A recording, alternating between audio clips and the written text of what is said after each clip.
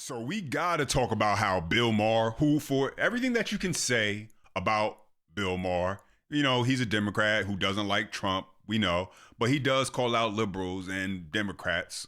And he called out Gavin Newsom. He called Gavin Newsom out. And Newsom is clearly making a push to run for president in 2028. So he's trying to position himself right now. And in many cases, he does that by trying to go after Trump.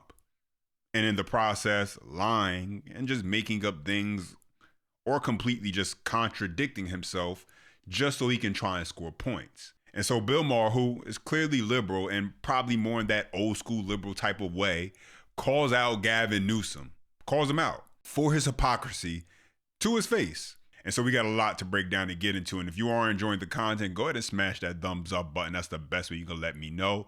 And subscribe to the channel to stay locked in with future videos. And so let's go ahead and start with this. If you're one of these people, and there's many in this country who watched that and was disappointed the president wasn't killed. See, they're laughing at that. You're not a good person or a smart person, but definitely not a good person. I was reading this in your paper, interview with Governor Pritzker of Illinois, and they asked him, like, well, what does the next president have to be? And he said, good, decent, and kind, which who can disagree with that? And certainly Trump has often not been good, decent, or kind. Right, but also... But he's not Hitler. Yeah, and so you heard that. Now, I'm sure the crowd, whoever was laughing, wasn't expecting to be called out like that. But listen, Bill Maher, for all his liberal ways, showed that he's operating from the perspective of, that's the president.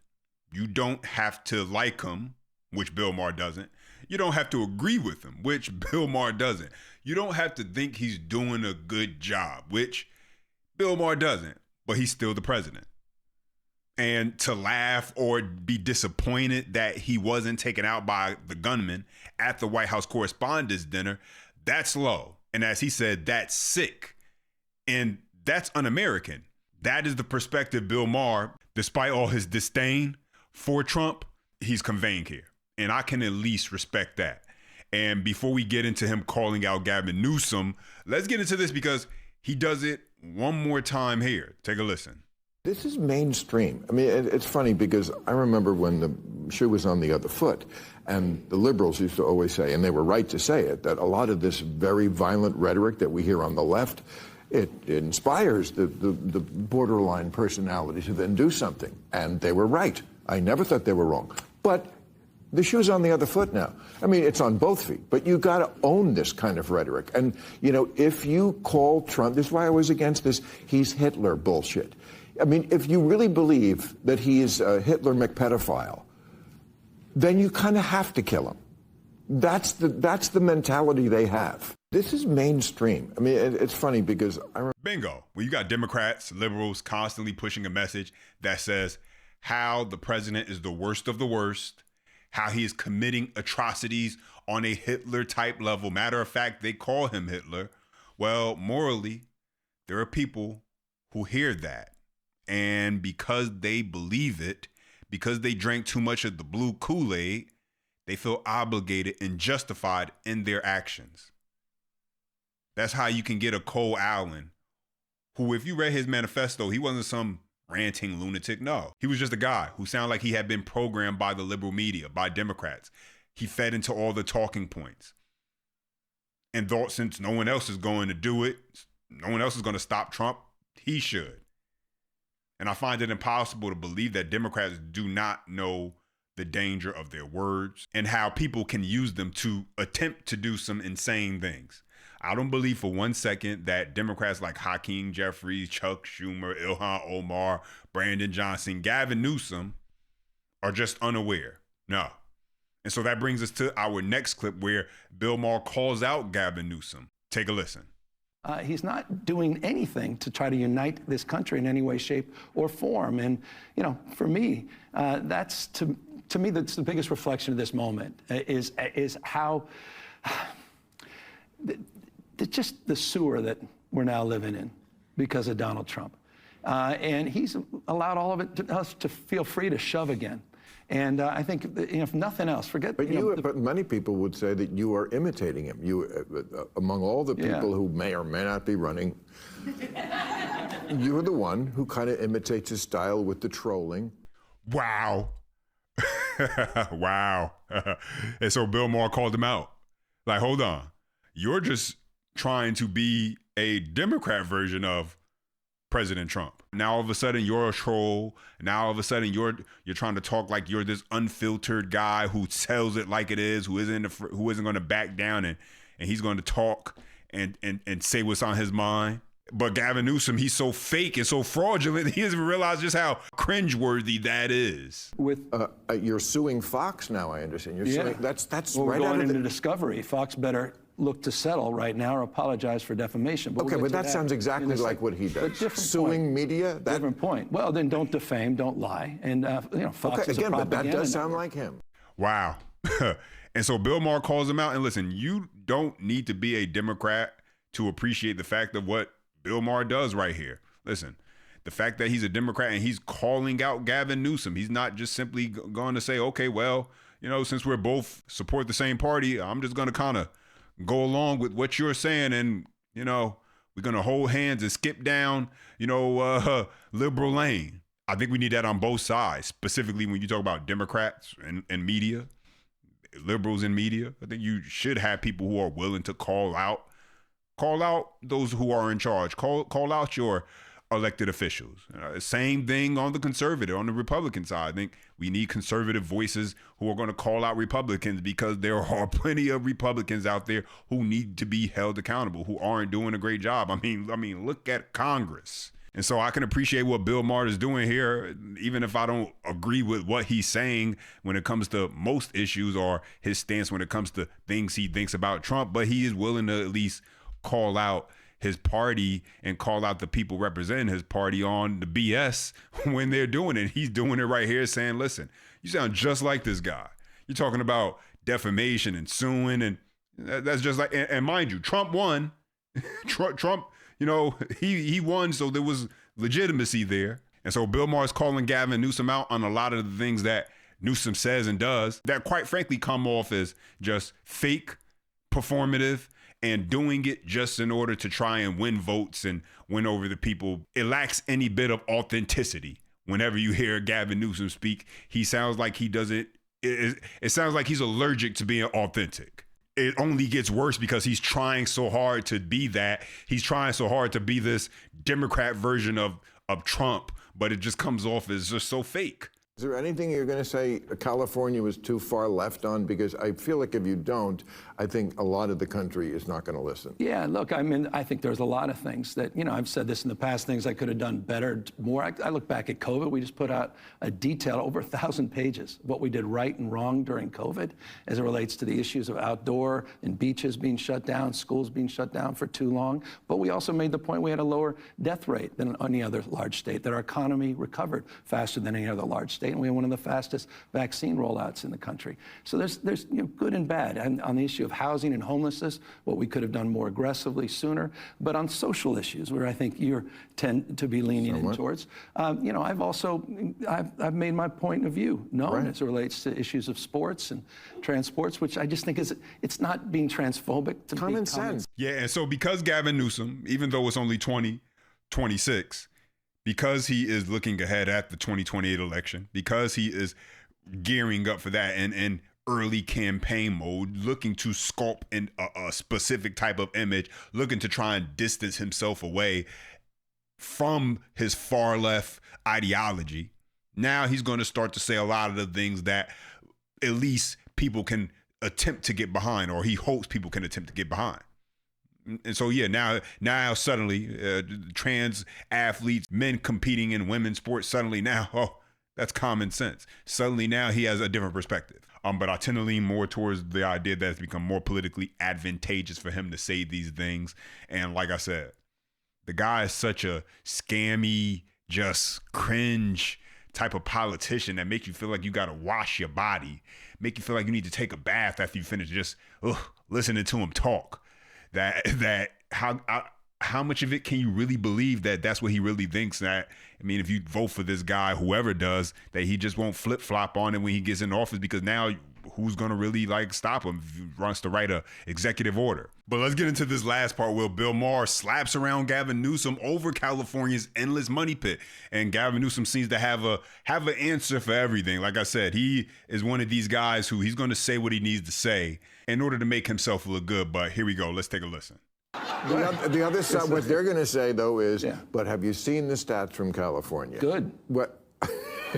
Well, fourth largest economy. Let's go. Well, are they going to say good about gas prices? Are they going to say good about how high the rents are? Yeah. People, so many people live. I mean, there's a whole litany. I mean, the train, Gavin. Okay, the train. You got to get rid of the train. The train. I say this as a friend. You got to let that train go. You got to let the train go. It's up to $231 billion. No, it's not. That's just nonsense. It's not. We're doing a $119 million segment. We got it back on track. It goes back 3 administrations. I inherited a mess. We put it back on track. All the environmental work is behind us. We're actually laying the track. All the legal litigation, all the land issues are all behind us. We're actually making this project work. And so that's a fact. Now, on the issue of California, well, it's been a long time coming. Of course it has. And you can't make up for the past. I can only make up for my segment, literally and figuratively, as governor over the last 7 years. But look, you talk about California, we're the envy of the world. Since I've been governor, no other developed nation has outperformed our economy. No other state has outperformed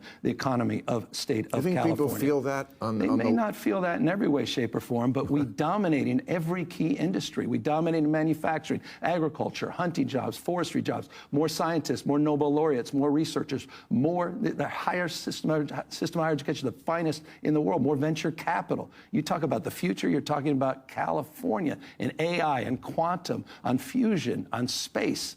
California is dominant. We also have seen the last 3 years population growth. We've got to update our talking points. We've seen a 9% decline in unsheltered homelessness. We've got to update our talking points. We've seen a 60% increase in permits for housing. We've got to update talking points. I'm very proud of the state of California.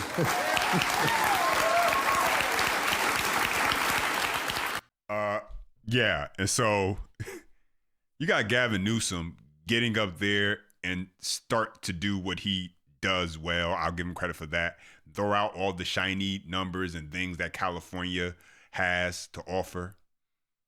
And sure, it sounds impressive on the surface. It sounds like he has his hand on the pulse. It almost makes you believe that California is actually, you know, maybe Gavin Newsom is a great governor and the millions of people who are leaving, they're wrong, right? you might start to believe that the way he's talking if you didn't know any better. And so, yeah, on the surface, it sounds impressive. On the surface, it sounds like it's all good. But here's the problem. California, being a massive economy, is not the same, Gavin Newsom, as you being a successful governor. That's the first hole in his entire argument. California was already the biggest state economy in America. California already had Silicon Valley, Gavin Newsom. Hollywood already existed. They already had the ports. The Pacific Ocean was there. Can't take credit for that. They already had Stanford, Berkeley, UCLA, Caltech, an entire venture capital machine before Gavin Newsom ever sat in the governor's chair. And so him taking credit for California's size, that's like a man with a mansion refusing to fix the plumbing, letting the roof leak, letting people sleep in the driveway, and then bragging that his house is big. Oh, look at my huge home. No, sir, the house was already big. The question is, what have you done with it? And that's where Newsom's argument starts to fall apart if you look in depth. And so let's look in depth. Look at this. California's nominal GDP, I'm going to read this off to you guys, did hit roughly $4.25 trillion in 2025, according to the governor's own office. And the BEA confirms California remains the largest state economy, but GDP size does not tell you whether normal people can afford to live there. That's why Bill Maher brought it up, whether businesses feel squeezed or whether the budget is healthy or whether the middle class is thriving. But that's the game that Newsom is playing. He wants to talk about the top line economy, not the lived reality. There's a reason why you got people running to Texas, where they say, don't California my Texas. That's a saying for a reason. If California is doing so amazing, why is housing still crushing people? Gavin Newsom. Let me read this. The California Association of Realtors reported that that in the second quarter of 2025, only 15% of California households could afford a median price existing single family home. The required income was more than double the national figure. And so what good is a world-class economy if the people working inside that economy can't afford a house? That's not a flex. Those are clear warning signs. Gavin Newsom wants to brag about population growth. Okay, let's talk about that too. California has seen some recent population growth after the pandemic era losses, but how much of that is legal citizens, right? He doesn't want to talk about that. He doesn't want to have an answer to that. Right now, Los Angeles is literally talking about making it legal for non-citizens to vote in elections, in city elections. So why do you think people are leaving? The cost of living, taxes, housing, crime, quality of life. People were not leaving because California suddenly became too successful. Oh, we gotta leave. This place is just, it's too much money flowing out here. We gotta leave. They were leaving because success in California became too expensive for the normal people. And then he says, And then he says, California dominates in jobs. Okay. But again, let's slow this down because he likes to talk slick. Let me read this. California's own Employment Development Department reported a total non-farmer jobs increased by, just 31,500 from November 2024 to November 2025. That is a 0.2 increase compared with the national average of 0.6 increase. And so when Newsom says we dominate jobs, the response should be, then why was California's job growth slower than the nation? That's the part he wants to skip over.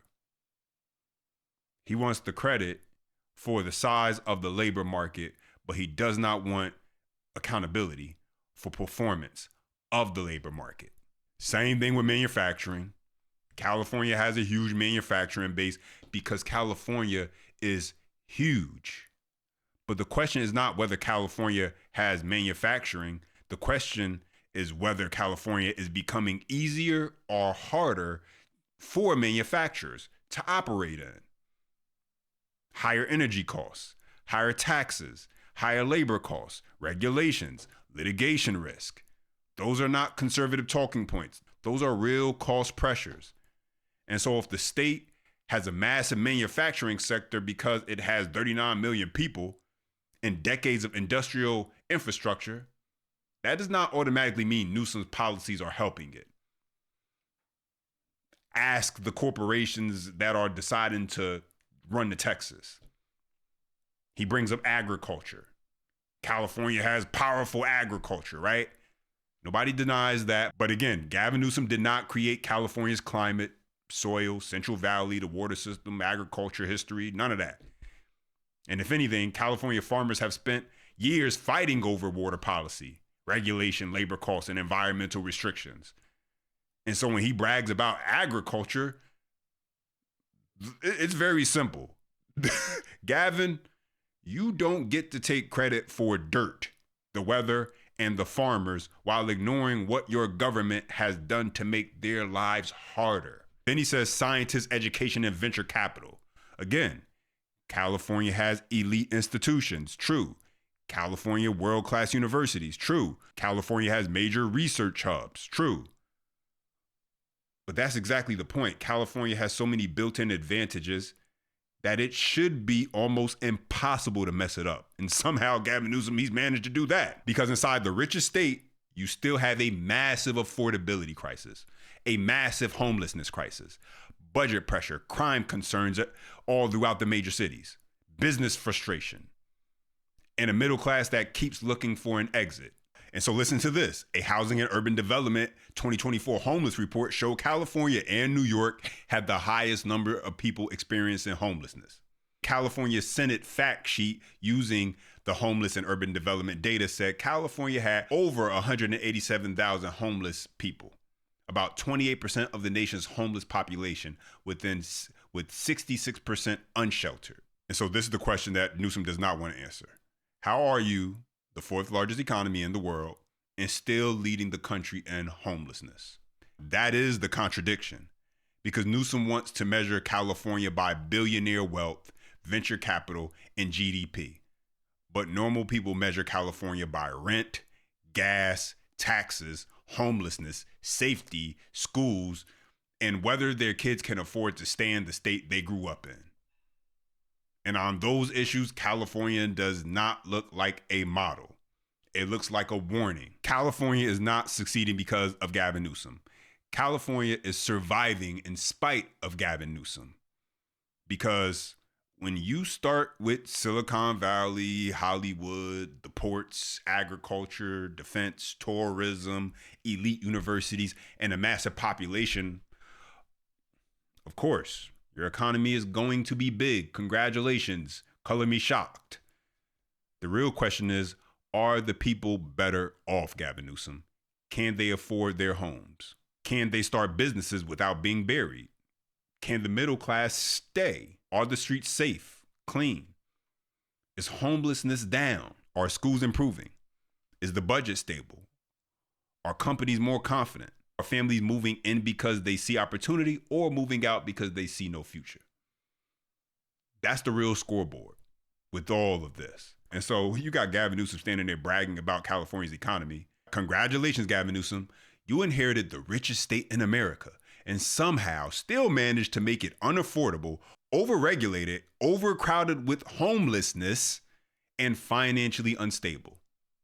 Congratulations. That's not leadership. That's a man standing on a gold mine and then complaining he needs to raise taxes because he can't pay the bills. Those are my thoughts and the update. Now I want to hear from you. Drop your comments down below. I appreciate when you guys chime in. Enjoy the content. Smash that thumbs up. Subscribe for more. And as always, until next time.